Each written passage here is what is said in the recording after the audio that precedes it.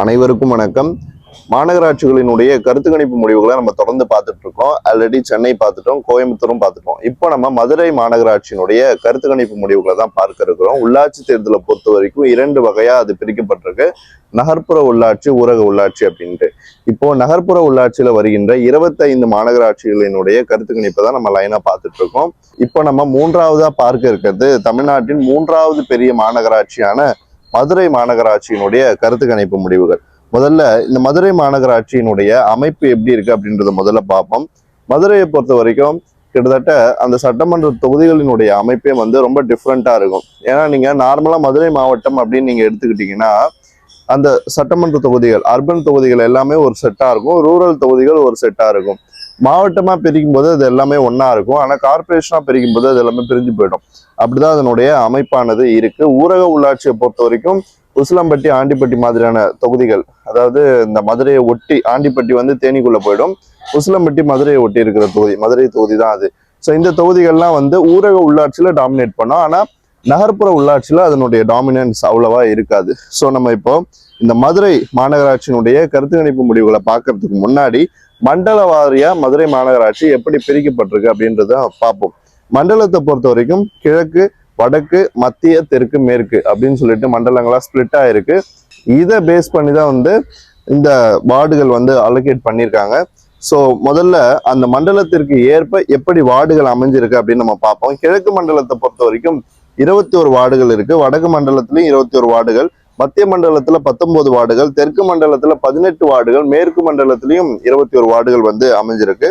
So வார்டுகளுக்கு ஏற்ப அந்த numbers allocation, உள்ளடக்கிய வார்டு எண்கள்னு சொல்லலாம். இந்தந்த வார்டு இந்தந்த மண்டலத்துக்குள்ள வருது அப்படின்னு சொல்லணும்னா, கிழக்கு மண்டலத்தை பொறுத்த வரைக்கும் 3 to 14 இந்த வார்டுகள் இருக்கு, 16 to 19 இருக்கு, 36 to 40 இந்த வார்டுகள்லாம் அதுக்குள்ள வருது. வடக்கு மண்டலத்தை பொறுத்த வரைக்கும் 1, 2, 15, 20 to 28, 31 to 35, 63 to 66 இந்த வார்டுகள்லாம் வருது. மத்திய மண்டலத்தை பொறுத்த வரைக்கும் 50 to 52, 54 to 62, 67 to 70, 75 to 77 இந்த பகுதிகள்லாம் இதுல வருது. தெற்கு மண்டலத்தை பொறுத்த வரைக்கும் 29வது வார்டு, 30, 41, 49, 53, 85 to 90 இந்த வார்டுகள்லாம் வருது.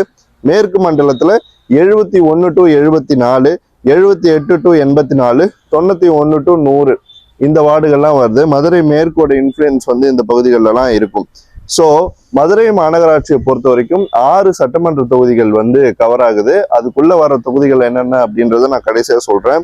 முக்கிய பகுதிகள், இந்தந்த மண்டலத்துல இந்தந்த பகுதிகள் முக்கியமான டாமினன்ஸ் இருக்கு அப்படின்னு நம்ம பார்த்தோம்னா, கிழக்கு மண்டலத்தை பொறுத்த வரைக்கும் கோரிப்பாளையம், தல்லாகுளம் இந்த பகுதிகள் முக்கியமானதா இருக்கு. வடக்கு மண்டலத்துல கே நகர் அண்ட் செல்லூர், மத்திய மண்டலத்துல பெரியார் பஸ் ஸ்டாண்ட், தெற்கு மண்டலத்துல Mattuthavani, K Pudur, MGR bus stand, மேற்கு மண்டலத்துல திருப்பரங்குன்றம், பழங்காநத்தம் இந்த பகுதிகள்லாம் இருக்கு.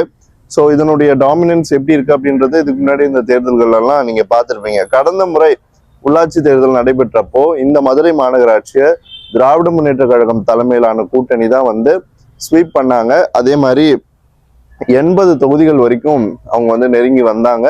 ஸோ அப்படிப்பட்ட ஒரு மிகப்பெரிய வெற்றியை பெற்றாங்க. அதிமுக தனிச்சு 15 வார்டுகள்லையும் ஒரு வார்டுல பாஜகவும் வெற்றி பெற்றது. சுயேட்சைகள் 4 இடங்கள்ல வெற்றி பெற்றாங்க. அப்படிதான் இதனுடைய அமைப்பு இருந்தது. ஸோ கடந்த முறை இந்த தேர்தல் நடைபெற்றப்போ சுவாரஸ்யமான ஒரு 3 விஷயங்கள் நடைபெற்றது. வார்டு நம்பர் 63ல அதிமுக வேட்பாளர் கிருஷ்ணமூர்த்தியும் சிபிஎம் வேட்பாளர் சசிகுமாரும் சரியா 1394 ஓட்டு தான் எடுத்தாங்க, ஈக்குவலா எடுத்தாங்க. அப்போ என்ன பண்றதுன்னு தெரியாம தேர்தல் அதிகாரிகள் என்ன பண்ணாங்கன்னா, அந்த குலுக்கல் முறையில யாரையாவது தேர்ந்தெடுக்கணும்னு சொல்லிட்டு அதை யூஸ் பண்ணியிருக்காங்க. அதுல அதிமுக வேட்பாளரினுடைய பெயர் வந்த உடனே அவர் வெற்றி பெற்றதா அறிவிக்கப்பட்டிருக்கு. 2வது வார்டு நம்பர் 9ல அருண்குமார் அப்படின்ற அதிமுக வேட்பாளர் வெற்றி பெற்ற உடனே அந்த சான்றிதழை வாங்கிட்டு நேரடியா போய் திமுக சேர்ந்துட்டாரு. இதெல்லாம் என்ன பேரம்னு தெரியல, இதுவும் ஒரு வகையான குதிரை பேரம் தானே அப்ப நடந்தது. அதுக்கப்புறம் வார்டு நம்பர் 86ல முதல் முறையா பாஜக மதுரையில வெற்றி பெற்றது. அவங்களுடைய முதல் வெற்றி இதுதான் மதுரை மாநகராட்சியில. திமுகவினர் டஜன் கணக்குல நீக்கப்பட்டாங்க. ஏன்னா அப்போ ஃப்ரெண்ட்லி ஃபைட்டு நிறைய இடத்துல இருந்தது. திமுக தலைவர் கூட்டணி கட்சிகளுக்கு ஒதுக்கப்பட்ட வார்டுல திமுகவினர் போட்டியிடக்கூடாது அப்படின்னு சொல்லிட்டு அறிக்கை விட்டாரு. ஆனா அது எதையுமே மதிக்காம நிறைய பேர் கண்டெஸ்ட் பண்ணாங்க. உடனே அவங்க எல்லாரையும் கொத்து கொத்தா வந்து திமுக தலைமை வந்து நீக்குச்சு. ஏன்னா இப்ப சிபிஎம் நிக்கிற இடத்துல, காங்கிரஸ் நிக்கிற இடத்துல இவங்களும் போய் சுயேட்சையா நின்று அவங்களுடைய வெற்றி வாய்ப்பை பாதிச்சாங்க. ஸோ அது எல்லாத்துக்குமே வந்து இப்படிப்பட்ட நீக்கம் தான் காரணமா இருந்தது. இந்த நீக்கம் வந்து பெரிய அளவுக்கு நடந்தது. அந்த டைம்ல எல்லாம் வந்து இந்த நியூஸ்ல வந்து வைரலாவே போச்சுன்னு தான் சொல்லணும். இன்னொன்னு என்னன்னா, உள்ளாட்சி தேர்தலை பொறுத்த வரைக்கும், இந்த நகர்ப்புற உள்ளாட்சியை பொறுத்த வரைக்கும் கொங்கு மண்டலம் கூட அதிமுகவுக்கு பெரிய அளவுக்கு கை கொடுக்கல. அங்க கோயம்புத்தூர்ல கூட ரொம்ப சொற்ப இடங்கள்ல தான் அதிமுக வெற்றி பெற்றது. ஆனா இங்க நீங்க பாத்தீங்கன்னா 15 வார்டுக்கு மேல அதிமுகவால வெற்றி பெற முடியுது. கூட்டணியோட 16 வந்திருக்காங்க அப்படின்னும் போது பெரிய விஷயம் தான் அது. ஏன்னா மதுரை அப்படின்றது ரெட்டலை, எம்ஜிஆர், ஜெயலலிதா அம்மையார் அப்படின்ற அந்த சென்டிமெண்ட்டுக்குள்ள வர்ற ஒரு பகுதி. ஆனா இப்போ 2026ல கம்ப்ளீட்டா அது தகர்ந்துடுச்சு. நீங்க பாத்தீங்கன்னா ஒரு தொகுதியில கூட அதிமுக வெற்றி பெறல.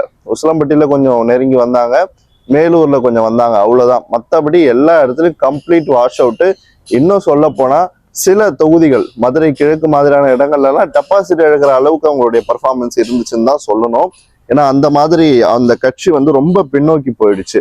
ஸோ கடந்த முறை 15 வார்டுல அவங்க ஏறி வந்தாங்கன்னு சொன்னா, அதுக்கு முன்னாடி நடைபெற்ற 2021 சட்டமன்ற தேர்தலில் இடங்கள் வெற்றி பெற்றாங்க. அவங்க 3 இடங்கள்ல வந்து அவங்க பர்ஃபார்மன்ஸ் நல்லாவே இருந்தது.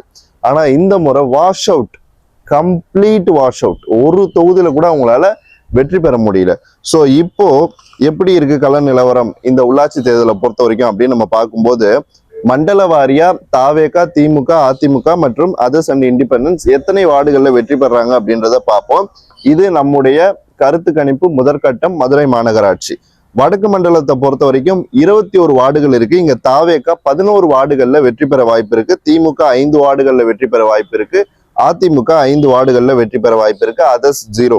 கிழக்கு மண்டலத்துல 21 வார்டுகள் இருக்கு. இங்க தாவேகா 10 வார்டுகள்ல வெற்றி பெற வாய்ப்பு இருக்கு, திமுக 8 வார்டுகள்ல வெற்றி பெற வாய்ப்பு இருக்கு, அதிமுக 3 வார்டுகள்ல வெற்றி பெற வாய்ப்பு இருக்கு, அதர்ஸ் இண்டிபெண்டன்ஸ் 0. மத்திய மண்டலத்தை பொறுத்த வரைக்கும் 19 வார்டுகள் இருக்கு. இங்க தாவேகா 11 வார்டுகள்ல வெற்றி பெற வாய்ப்பு இருக்கு, திமுக 4 வார்டுகள், அதிமுக 4 வார்டுகள், அதர்ஸ் இண்டிபெண்டன்ஸ் 0. ஸோ டோட்டலா நம்ம பார்க்கும்போது நம்முடைய கருத்து கணிப்பு உள்ளாட்சி தேர்தல் 2026 முதற்கட்டத்தை பொறுத்த வரைக்கும் தாவேகா 62 இடங்கள்ல முன்னிலை வகிக்குது. 62 வார்டுகள்ல வெற்றி வாய்ப்பு பிரகாசமா தாவேகாவுக்கு இன்னைய டேட்ல இருக்கு. திமுகவுக்கு 23 வார்டுகள்ல வெற்றி வாய்ப்பு இருக்கு, அதிமுகவுக்கு 15 வார்டுகள்ல வெற்றி வாய்ப்பு இருக்கு, அதர்ஸ் இண்டிபெண்டன்ஸ் 0. ஸோ ஓட் ஷேரை பொறுத்த வரைக்கும் தாவேகா 41% வாக்குகளை கைப்பற்றி தனிப்பெருங்கட்சியா இருக்கு. திமுக அதுக்கு அடுத்த நிலையில 30% வாக்குகளை பெற்று 2வது இடத்துல இருக்கு. அதிமுக 19% வாக்குகளை பெற்று 3வது இடத்துலயும், அதர்ஸ் இண்டிபெண்டன்ஸ் 10% வாக்குகளை பெற்று 4வது இடத்துலயும் இருக்காங்க. ஸோ சீட் ஷேரை பொறுத்த வரைக்கும் கடந்த முறையோட ஒப்பிட்டு நம்ம பார்க்கும்போது திமுக 57 வார்டுகளை வந்து இழக்குது, அதிமுக 1 வார்டை இழக்குது, அதர்ஸ் இண்டிபெண்டன்ஸ் 4 வார்டுகளை இழக்கிறாங்க. ஏன்னா கடந்த முறை 4 ஜெயிச்சாங்க, இப்ப 0க்கு போயிட்டாங்க. அதனால அந்த 4மே டவுன் ஆகுது. 57 + 1 + 4 எவ்வளோ? 62 வருது. ஸோ அந்த 62 தான் இப்ப டிவிகேக்கு டிரான்ஸ்ஃபர் ஆகுது. ஓட் ஷேரை பொறுத்த வரைக்கும் தாவேகா 41% வாக்குகளை புது கட்சியா வந்து கெயின் பண்ணிருக்கு. திமுகவை பொறுத்த வரைக்கும் 13.59% வாக்குகளை அவங்க இழக்கிறாங்க. அதிமுகவை பொறுத்த வரைக்கும் 11.56% வாக்குகளை அவங்க இழக்கிறாங்க. அதர்ஸ் இண்டிபெண்டன்ஸ், அதுக்கப்புறம் சின்ன கட்சிகள் எம்என்எம் எல்லாம் போட்டிட்டுச்சு அப்போ தனியா, இவங்க எல்லாரையும் சேர்த்து தான் அதர்ஸ்ல போட்டிருக்கோம். ஸோ அந்த ஓட் ஷேர் எல்லாத்தையும் கணக்கு பண்ணும்போது 15.85% வாக்குகளை வந்து அந்த அதர்ஸ் இண்டிபெண்டன்ஸ், அதுக்கப்புறம் சிறிய கட்சிகள் வந்து இழக்கிறாங்க. ஸோ இது 3 சேரும்போது அது தாவேகாவுக்கு 41% ஏறக்குறைய ஒரு +or-3% வச்சுக்கலாம், அது வந்து டிரான்ஸ்ஃபர் ஆகுது. இப்படிதான் மதுரை மாநகராட்சியினுடைய இந்த கள நிலவரம் இருக்கு. தாவேகாவை பொறுத்த வரைக்கும் திமுகவை விட 39 வார்டுகள் கூடுதலா பெறுது. அதே மாதிரி மெஜாரிட்டி மார்க் அப்படின்னு நீங்க பாத்தீங்கன்னா 51 இடங்கள் வேணும். ஆனா தாவேகா 62, அதாவது 11 இடங்கள் மெஜாரிட்டி மார்க்குக்கு கூடுதலாவே வச்சிருக்கு. 11% வாக்குகளையும் கூடுதலா பெற்றிருக்கு. ஸோ அந்த 11% வாக்கு டிஃபரன்ஸ் தான் 39 சீட்டை கன்வெர்ட் பண்ணி கொடுக்குது. இதுல சுவாரஸ்யமான விஷயம் என்னன்னா, இங்க திமுக 30% எடுக்குது. நம்ம பார்த்த கோயம்புத்தூரும் சரி, மற்ற இடங்கள்லயும் சரி, ஒரு ஃபைட் இருக்கும். ஆனா திமுக இவ்வளோ ஏறி வந்து நான் பார்க்கல. சென்னை விட்டுருங்க, அது ஒரு எக்ஸப்ஷனல். ஆனா இங்க பாத்தீங்கன்னா அது நல்லாவே பர்ஃபார்ம் பண்ணுது அப்படின்னு தான் நான் நினைக்கிறேன். திமுகவுக்கு பெரிய அளவு ஒரு பின்னடைவு இல்லை. இன்னும் அவங்க வந்து 30% எடுக்கிறாங்க, 23 வார்டுகள்ல லீட் பண்றாங்க அப்படின்றதே அவங்களுக்கு பெரிய விஷயம் தான். ஸோ எதிர்கட்சியா அந்த கட்சி ஸ்ட்ராங்கா களத்துல நின்றுட்டு தான் இருக்கு. இங்க நீங்க பாத்தீங்கன்னா சட்டமன்ற தொகுதிகள் அப்படின்னு நம்ம எடுத்தோம்னா இந்த மதுரை மாநகராட்சிக்குள்ள வர சட்டமன்ற தொகுதிகள் 6: மதுரை மத்தி, மதுரை வடக்கு, மதுரை தெற்கு, மதுரை மேற்கு, மதுரை கிழக்கு, திருப்பரங்குன்றம். கடந்த முறை இந்த எல்லா தொகுதியிலுமே தாவேகா தான் ஜெயிச்சுது. கிட்டத்தட்ட 6க்கு 6 ஸ்வீப்பு. ஆனா இந்த முறை நம்ம வார்டு வைஸ் நம்ம டேட்டா எடுக்கும்போது மதுரை மத்தியில வந்து திமுக முன்னிலை வகிக்குது, மதுரை கிழக்குல வந்து திமுக முன்னிலை வகிக்குது, மற்ற தொகுதிகள் எல்லாமே தாவேகா தான். ஸோ 2 தொகுதிகளை தாவேகா இழக்குது, 2 தொகுதிகளை திமுக கெயின் பண்ணுது வார்டு வைஸ் நம்ம பார்க்கும்போது. அப்போ இதுல இருந்து என்ன தெரியுது? மக்களுக்கு ஒரு விதமான அதிருப்தி இருக்கு அப்படின்றதுதான் தெரியுது. பிடிஆரினுடைய தொகுதி தான் மதுரை மத்தி. அந்த தொகுதியில இப்போ திமுக முன்னிலை பெறுது. அதே மாதிரி மதுரை கிழக்கு வந்து மூர்த்தி அவர்கள் முன்னாள் அமைச்சர் போட்டியிட்ட தொகுதி. அவருக்கே வந்து அது ஒரு ஷாக்கா இருந்திருக்கும் தோத்தது. அவருடைய தொகுதியிலையும் இப்ப திமுக முன்னிலைக்கு வருது. ஸோ தாவேகாவுக்கு 6ஆ இருந்த அந்த பலம் இப்போ 4ஆ குறையுது. 0வா இருந்த திமுகவின் பலம் இப்ப 2ஆ அதிகரிக்குது. அப்படிதான் வந்து இதை நம்ம புரிஞ்சுக்கணும். ஸோ மதுரை மாநகராட்சியை பொறுத்த வரைக்கும் எந்த விதமான கன்ஃபியூஷனும் இல்லை. தாவேகா மதுரை மாநகராட்சியை பிடிக்குது, வெற்றி பெறுது. ஆனா ஃபைட் எப்படி இருக்கும் அப்படின்றத நம்ம ஓட்சாரை வச்சுதான் நம்ம பார்க்கணும். சீட்சாரை பொறுத்த வரைக்கும் சின்ன சின்ன இடங்கள்ல அந்த வேரியேஷன் மாறலாம். பெரிய அளவுக்குள்ள 1-2 வார்டுகள். ஆனா ஓட்சார் இருக்கு இல்லையா, 10% கூடுதலா தாவேகா வச்சிருந்தாலும் எதிரணி கன்சால்டேட் ஆகுது இல்லையா. இப்போ திமுக ஒரு 20, அதிமுக 20ன்னு பிரிஞ்சா பரவாயில்ல. இது கன்சால்டேட்டடா 30% எடுக்குது அப்படின்னாலே அது ஒரு டேஞ்சர் சைன் தான். ஸோ நிச்சயமா மதுரை மாநகராட்சியெல்லாம் வந்து தாவேகாவை சேர்ந்தவர்கள் வந்து நல்லா கான்சென்ட்ரேட் பண்ணணும். அப்படி இல்லைன்னா இது ஒரு டைட் ரேஸா கூட மாறிடலாம். அதுக்கப்புறம் கூட்டணி கட்சிகள் இருக்கு, காங்கிரஸ் இருக்கு, சிபிஎம் இருக்கு, ஐயுஎம்எல் இருக்கு. இவங்க எல்லாரையும் சேர்த்துக்கிட்டு தாவேகா நிக்குதுன்னு வச்சுக்கோங்க. அவங்க எல்லாரும் நிச்சயமா ஒரு 30 வார்டாவது கேட்பாங்க. அப்படி கொடுத்துட்டா 70 வார்டுல தாவேகா போட்டிட்டு 40 தான் ஜெயிக்குதுன்னு வச்சுங்க, சிக்கலாயிடும். அதனால கூட்டணி கட்சிகளுக்கு அவங்களுடைய பலம் அறிந்து வார்டுகளை கொடுக்கணும். அதே மாதிரி அவங்க வெற்றி பெறுவாங்களா அப்படின்ற ஒரு ஸ்டாட்டிஸ்டிக்ஸை எடுக்கணும். ஒரு சர்வே எடுத்துட்டு தான் நீங்க அதுக்குள்ள சீட் ஷேரிங்க பண்ணணும். அப்படி இல்லைன்னா வந்து திமுகவுக்கு எப்படி 2026 தேர்தல் நடந்துச்சோ அந்த மாதிரி தாவேகாவுக்கு ஒரு மோசமான பின்னடைவை மாநகராட்சி தேர்தல் கொடுத்துரும். என்னைக்குமே வந்து இடிப்பாறை இல்லாத ஏமரா மன்னன் கெடுப்பாரிலானும் கெடும். அதை எல்லா ஆட்சியாளர்களும் மனசுல வச்சுக்கணும். நிறைய இடங்கள்ல அதிருப்தி இருக்கு. கோயம்புத்தூர் நல்லா இருக்கு, சென்னை டஃப் ஃபைட்டு, மதுரையும் டஃப் ஃபைட் மாதிரி தான் இருக்கு. நம்மளுக்கு வந்து சீட்டு ஏறி வருது. ஆனா ஓட்சாரை பார்த்தீங்கன்னா டைட்டா தான் இருக்கு. எதையுமே வந்து நம்ம வந்து ரொம்ப சுலபமா எடுத்துக்க கூடாது, ஓவர் கான்ஃபிடென்ஸோட இருக்கக்கூடாது அப்படின்றதுதான் என்னுடைய பாலிசி. ஸோ ஆளுங்கட்சியான தாவேகா வெற்றி கழிப்புல மக்களுடைய குறைகளையும் மக்களுடைய அதிருப்தியையும் புரிஞ்சிக்காம விட்டுறக்கூடாது. ஸோ இந்த களம் என்பது ரொம்பவே வந்து குறுகிய காலகட்டம். உள்ளாட்சி தேர்தல்ன்றது இதெல்லாம் ஒரு தேர்தலா அப்படின்லாம் நினைக்காதீங்க. இது வேற தேர்தல் பேட்டர்னே மாறியாச்சு. எம்ஜிஆர் ஆளுங்கட்சியா இருந்தப்ப கூட திமுக தான் உள்ளாட்சி தேர்தலில் வெற்றி பெற்றது. அந்த மாதிரி நம்ம மக்களுடைய மனநிலையை வந்து ஜட்ஜ் பண்ணிடக்கூடாது. இப்படிதான் இருக்கும் அப்படின்னு சொல்லிட்டு ஸோ களத்துல இறங்கி ஒர்க் பண்ணணும். நிறைய விஷயங்கள் இருக்கு. சில விஷயங்களை நம்மளால இங்க ஓப்பனா பேச முடியாது. நிறைய வாட்டர் ப்ராப்ளம் இருக்கு, கரண்ட் இஷ்யூஸ் இருக்கு. நிறைய இடங்கள்ல வந்து இன்னும் போதிய பணியாளர்கள் நியமிக்கப்படல அரசு துறைகள்ல. இது எல்லாமே வந்து போயிட்டு தான் இருக்கு. ஸோ மதுரை மாநகராட்சி தாவேகாவுக்கு கை கொடுக்குது, தாவேகா வெற்றி பெறும்.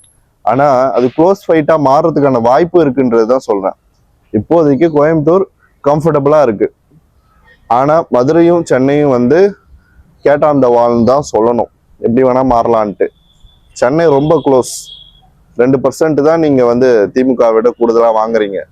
ஆனா இங்க நீங்க பாத்தீங்கன்னா 10%க்கு மேல லீடு இருந்தாலும் அந்த ஓட் ஷேரோட அந்த கன்சால்டேஷன், எதிர்கட்சிகளினுடைய வாக்கு திமுக பக்கம் ஒருங்கிணைஞ்சு இருக்கு. 30% அப்படியே இருக்கு. நீங்க 40%க்கு மேல போறீங்க. ஆனா அதிமுகல இருந்து ஒரு 10% இவங்க எடுத்துட்டாங்க அப்படின்னா இவங்க முன்னாடி வந்துடுவாங்க. அரித்மெட்டிக்கை நான் சொல்றேன், இது முதற்கட்டம் தானே. ஒருவேளை ஃபியூச்சர்ல திமுக அதிமுக கூட்டணி போனா ரொம்ப சிக்கலா மாறிடும். அதனால இந்த களம் இப்படிதான் இருக்கு. இன்னைய தேதியை பொறுத்த வரைக்கும் மதுரை மாநகராட்சியை தமிழக வெற்றி கழகம் பிடிக்குது. ரொம்ப கவனத்தோட இந்த மாநகராட்சிகள் எல்லாம் இவங்க வந்து ஒர்க் பண்ணணும், தாவேகாவை சேர்ந்தவங்க. அப்படி பண்ணா மட்டும்தான் கிடைக்கிற வாக்குகளை சீட்டா மாற்ற முடியும், வார்டா மாற்ற முடியும். கட்சிகளினுடைய ஆதிக்கம் இது எல்லாமே வந்து இதுக்கு முன்னாடி இருந்த காலகட்டத்தில் இருந்தது. அதனால மக்கள் அப்படி ஓட்டிங் பேட்டர்ன்ல இருந்துட்டாங்க. ஆனா இப்போ அப்படி கிடையாது. ஓட்டிங் பேட்டர்ன் மாற ஆரம்பிச்சிடுச்சு. லாயல் ஓட்டிங் பேட்டர்ன் இனிமே இருக்காது. நான் இந்த கட்சிக்கு தான்ப்பா போடுவேன் அப்படின்ற அந்த ஸ்ட்ரக்சர்லாம் மாறி ரொம்ப நாள் ஆச்சு. இதுக்கப்புறம் வர ஜென்ரேஷன் தங்களுக்கு என்ன பலன் இருக்கு, தங்களுக்கு என்ன லாபம் இருக்கு. இப்ப அரசியல்வாதிகள் யோசிக்கிறாங்கல்ல, எங்களுக்கு என்ன பலன் இருக்கோ அதை வச்சுதான் கூட்டணி அமைப்போம்னு சொல்லிட்டு அந்த மாதிரி இப்போ ஓட்டர்ஸும் திங்க் பண்ண ஆரம்பிச்சிட்டாங்க. பப்ளிக் ஸ்டடிலேருந்து தான் நான் சொல்றேன், இப்போ சர்வே பண்ணியிருக்கோம், மக்கள்கிட்ட பேசுறதை வச்சுதான் சொல்றேன். அதனால இதுக்கப்புறம் அந்த ஓட்டிங் பேட்டர்ன்லாம் மாறுது. அதுக்கேற்ற மாதிரி தமிழ்நாடு அரசியலும் மாறணும், ஆளுங்கட்சியும் மாறணும் அப்படின்றதுதான் என்னுடைய கோரிக்கையா இருக்கு. என்னைக்குமே நம்ம எந்தெந்த இடங்கள்ல பலவீனம் இருக்கோ அதை சுட்டி காட்டணும், பலத்தை பத்தி அப்புறம் யோசிக்கணும். ஸோ பலவீனங்களை நம்ம சரி பண்ணிட்டா பலம் தானாவே மக்கள் மத்தியில போய் சேர்ந்துரும். ஸோ அப்படிதான் இந்த களமானது போயிட்டு இருக்கு. மதுரை மாநகராட்சியை பொறுத்த வரைக்கும் தமிழக வெற்றி கழகம் ஒரு கம்ஃபர்டபுள் மார்ஜின்ல வெற்றி பெறுவதற்கான வாய்ப்பு இன்னைய தேதிக்கு இருக்கு. இப்படிதான் அந்த அரசியல் நிலவரமானது போயிட்டு இருக்கு. இது போல இன்னொரு கருத்து கணிப்பு முடிவுகளோட உங்களை சந்திக்கிறேன். நன்றி.